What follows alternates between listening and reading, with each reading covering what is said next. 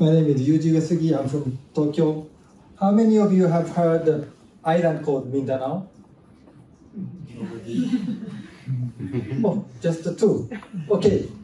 This is a topic that I'm going to, actually, Japanese team going to cover as a case studies.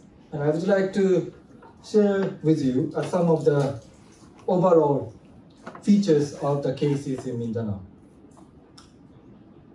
We are still in the process of doing a research, so we don't have yet a conclusive argument, but I just want to share what we have, we know so far.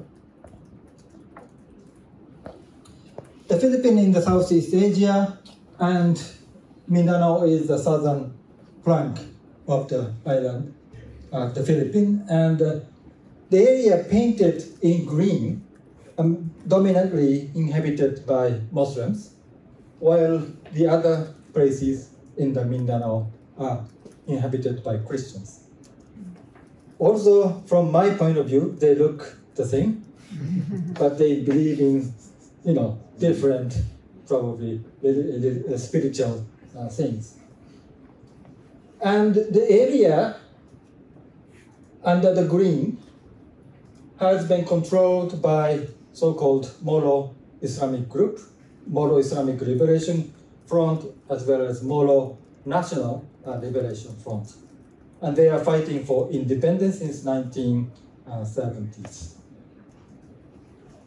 And it's one of the deadliest places.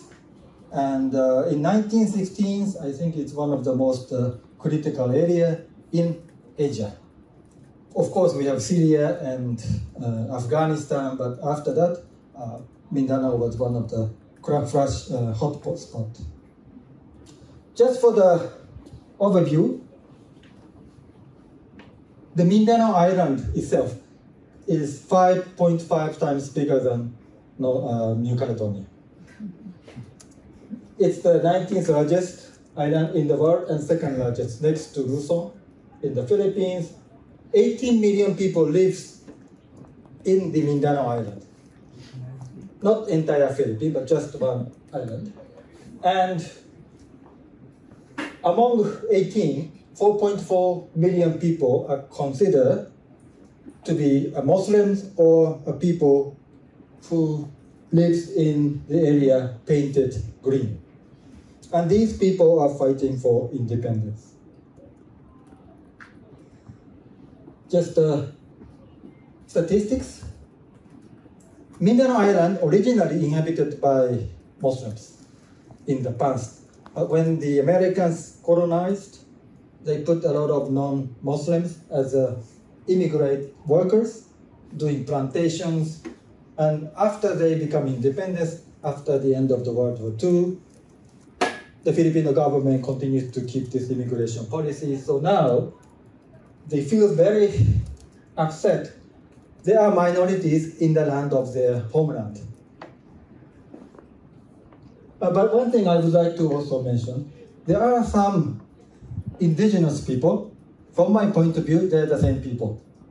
Some people become Christian, some people become Muslim, others are not influenced by these two major religions. They stay as they are. So those people are called indigenous people in their categories.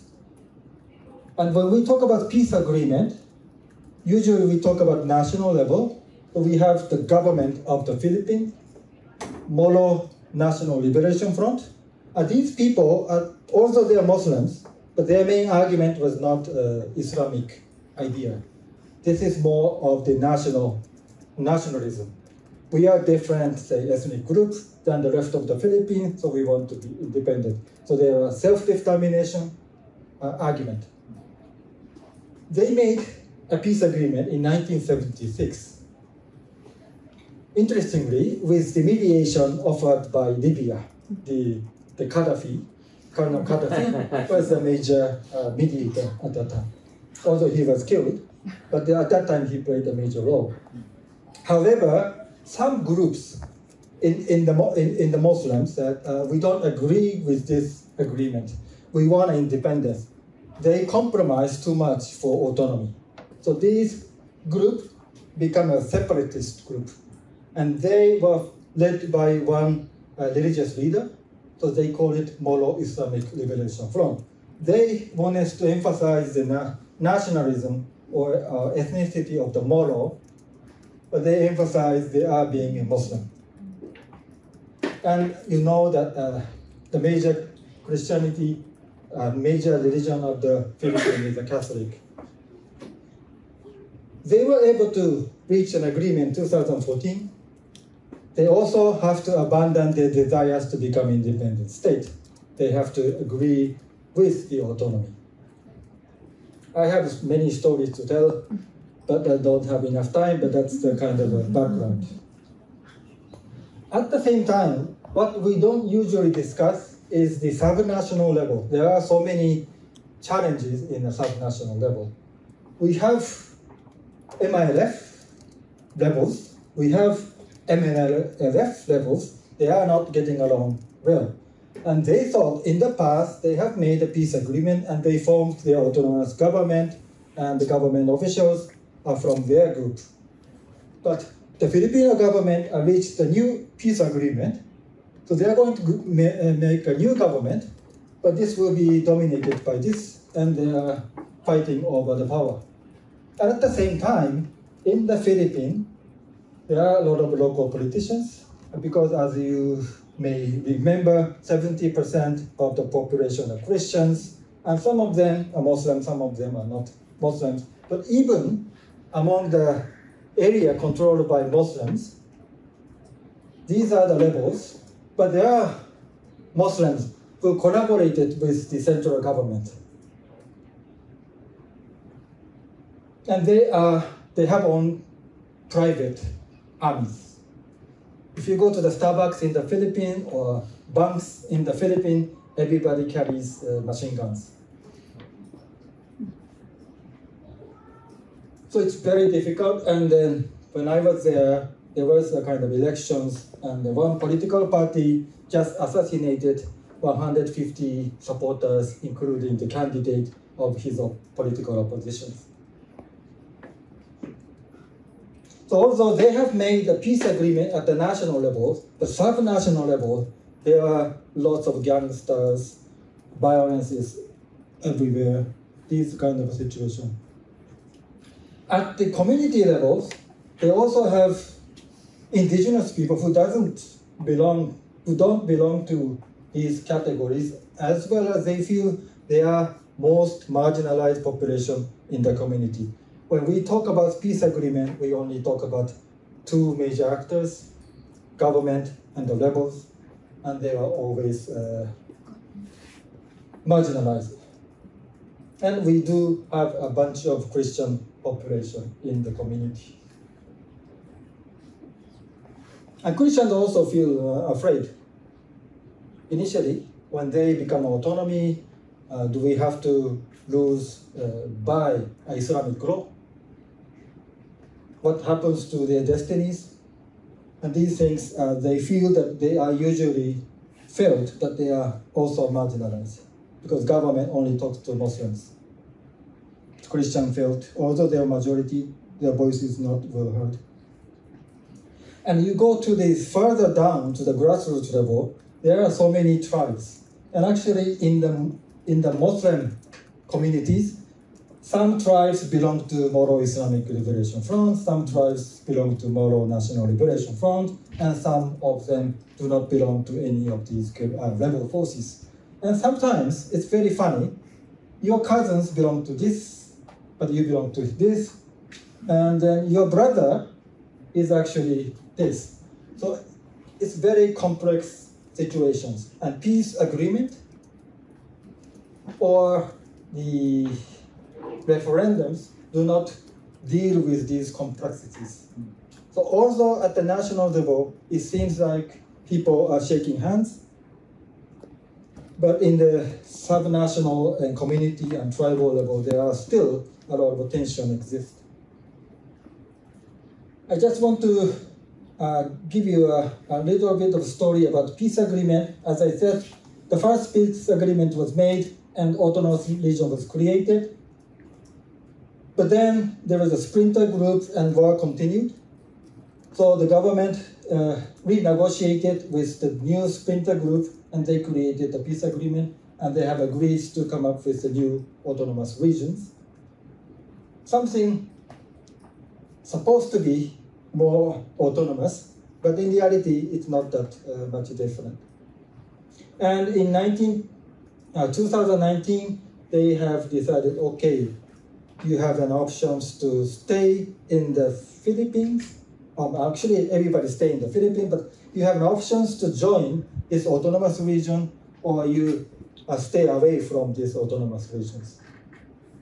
So villages, cities, they have conducted a referendum.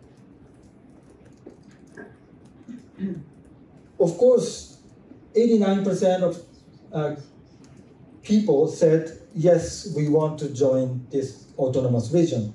But interestingly, 11% of the Muslims, they said no. This area is the main home ground for Moro National Liberation Front. They felt that this time, this peace agreement is led by Moro Islamic Liberation Front, so they feel that their power will be taken away from them. So that's why they said no. But in general, most of them wanted to join the autonomous region. And in fact, these are the Mindanao cities map, and the red area decided to join. And despite the fact that the Sulu Island voted no, but it was decided in the peace agreement signed in 2014 that this island automatically joins the autonomous region. So also they have opportunity to say no in the referendum, but they are automatically in there.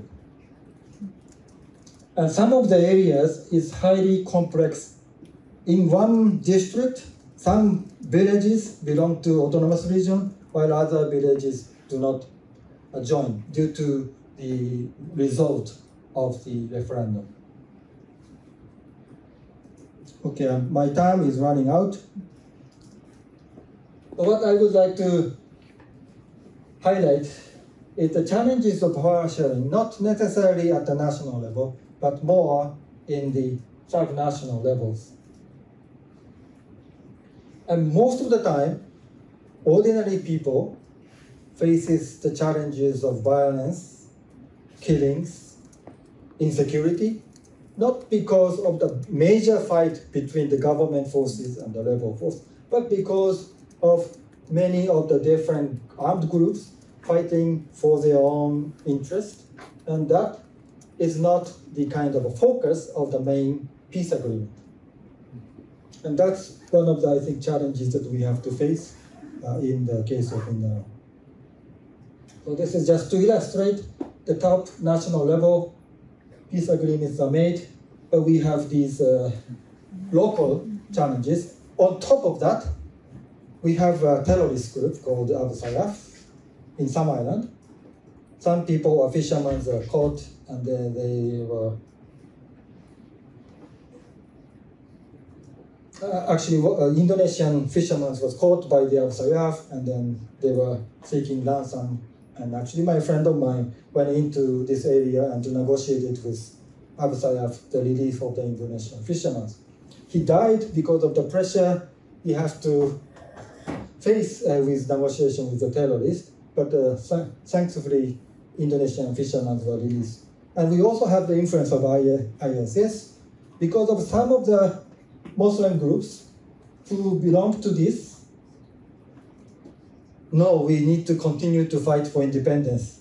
But they were very small, so they're looking for external support. And we had ISIS available for providing their training and intelligence as well as military support. So we are still there, and I'm very much interested to discover how this national level understanding of peace can be translated into grassroots or ordinary people's perceptions of peace. And thank you very much for your attention.